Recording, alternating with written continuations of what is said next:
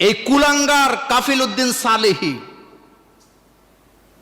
তার মতো কুলাঙ্গার বাংলাদেশে আরেকটা জন্ম হয় না। সে মাদ্রাসার সিলেবাসটাকে বেদাত দিয়া, শিরিক দিয়া, কবর পূজা দিয়া আমাদের আকীদাকে নষ্ট করে হাজার হাজার ছেলে মেয়েকে আলেম হওয়া থেকে সে বাধা সৃষ্টি করেছে।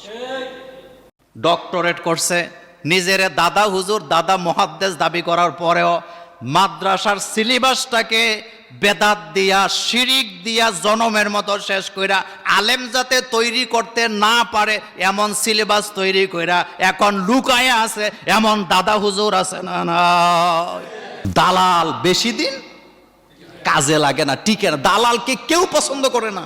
দালাল আর টিস্যুর মধ্যে কোনো পার্থক্য নাই। টিস্যু যেমন ব্যবহার করে মানুষে ঢিল মেরে ফেলে দেয়, দালালও ব্যবহার করার পরে কি। কিন্তু যারা হক পথে থাকে, বিপদ মুসিবত বারবার আসুক, তারা মাথা উঁচু করে দাঁড়ায় থাকে। আমি মাওলানা কাফিল উদ্দিন সরকার, নামটা মনে রাখবেন। কেন মনে রাখবেন?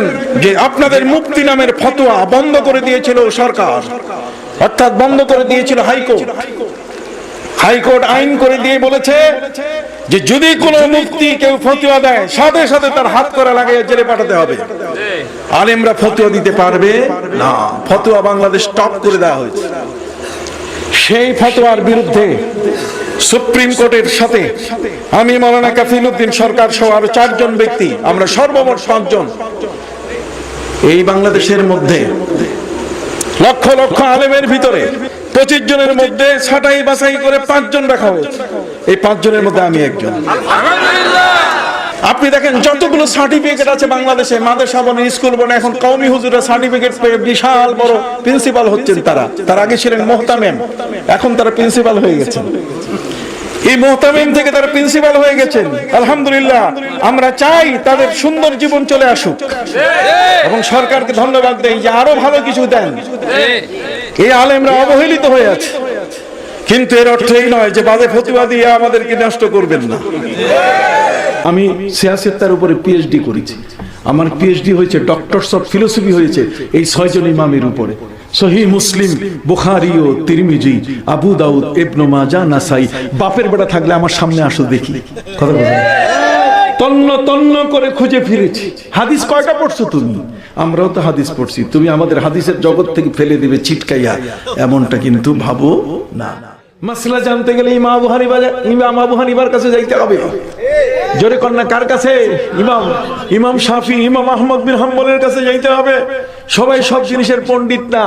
আপনি যদি আপনাকে বলা হয় যে ভাই একটু আমার জমিটা মেপে দেন তো, তাহলে আপনি বলবেন যে কয় দর্জির ফিতাটা আনো।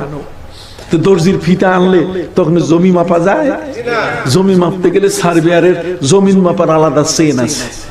কতক্ষণ না আপনি জমি মাপতে যাই আপনি দেখবেন হিসাব উল্টাপাল্টা করে ফেলবেন। আর একজন সার্ভেয়ার আমিন, একজন প্রশিক্ষণ প্রাপ্ত অভিজ্ঞ আমিন, জীবনে 20 বছর, 30 বছর, 40 বছর যে লোকটা জমি মাপছে, ওই লোকটা দেখার সাথে সাথে জমিনের তফসিল কি কোন বিবরণটা দেখার সাথে সাথে বলে দেয় যে উত্তরে কি আছে, দক্ষিণে কি আছে, পূর্বে কি আছে, পশ্চিমে কি আছে, সবকিছু বলে দেয়।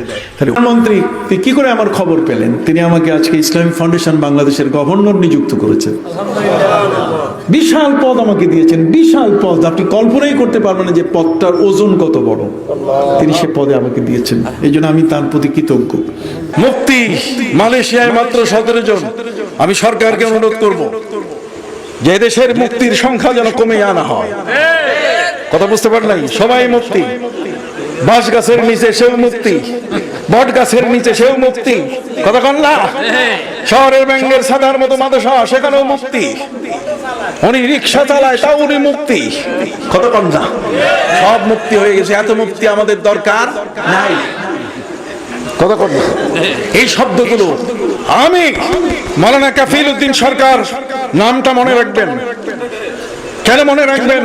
যে আপনাদের মুক্তি নামের ফতোয়া বন্ধ করে দিয়েছিল সরকার, অর্থাৎ বন্ধ করে দিয়েছিল হাইকোর্ট।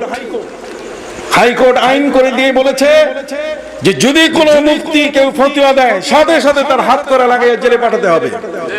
আলেমরা ফতোয়া দিতে পারবে না। ফতোয়া বাংলাদেশ স্টপ করে দেওয়া হয়েছে।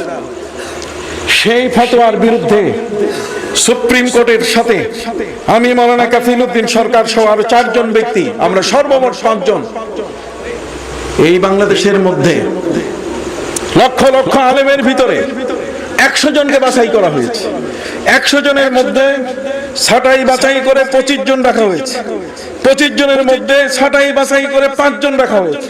এই 5 জনের মধ্যে আমি একজন।